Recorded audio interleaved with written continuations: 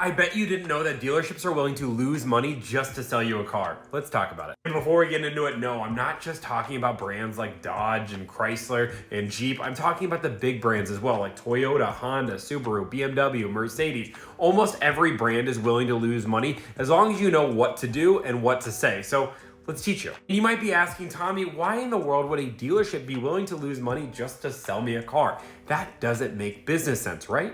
Well, it actually does if you understand how the dealership works. So let's explain how the dealership works. First off, you have to understand that we're only talking new cars for just a second. Dealerships are willing to lose money on used cars, but I'm not talking about that. It's a whole different thing. I can make a video on that. But let's talk about new cars. Now, the reason why a dealership is willing to lose money on a new car is there's a thing called a manufacturer incentive bonus. So what is that? So let me explain how the manufacturer incentive bonus works and how you can use that to have a dealership lose money just to sell you a car. Now, there's two types of dealerships in the world. There is high volume dealerships and there's value dealerships. So high volume dealerships are trying to sell as many cars as humanly possible. They're willing to lose money to make that happen. I'm going to explain why they're willing to in just a second. And then there's high value dealerships. These are dealerships that try to build a lot of value in the brand and they don't discount. They normally have a lower cap that they're willing to discount because they are trying to get as much profit as possible. Both business models work, but the most successful dealerships are over here. And the reason being is this manufacturer incentive pay. So what happens is you have a goal as a dealership every single month from the manufacturer you need to hit. Now, if you hit this goal, manufacturers will actually pay you an incentive for every car you sold. So for easy math, let's just say your goal is 100 cars.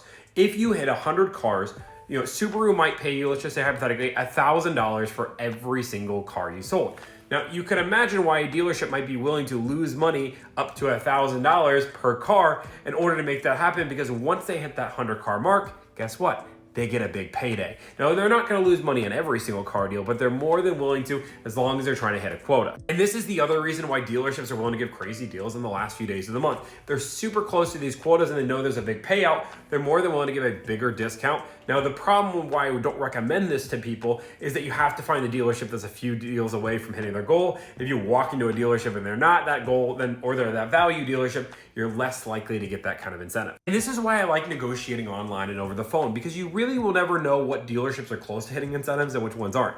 That's why when you can what I call shotgun approach, and talk to a whole bunch of dealerships all at once, you're going to get multiple different offers, and you're going to find a dealership that's getting close to actually hitting that goal and more than willing to give you this deal. This happens to me all the time. I recently just had a dealership lose almost $1,500 just to sell one of my clients a car because they were just a few away from the goal as of last month. And again, this happens all the time. Dealerships need to hit these goals because this can be tens of hundreds of thousands of dollars of profit that's on the line if they hit these certain tiers. Another question you might be asking is, Tommy, how do I know if a dealership's losing money? Can they just show me? And sure, maybe they might show you, but there's a lot of ways dealerships can manipulate when they show you the numbers. Realistically, you have to understand that for the majority of dealerships, depending on the brand, 4 to 6% off of MSRP is actually what a dealership owns the car for. Now, I understand some brands are more, some brands are less, but let's just put that 6% number in your head. If you can get a discount above 6%, almost always the dealership is losing or basically breaking even on this car deal, and you got yourself a great deal.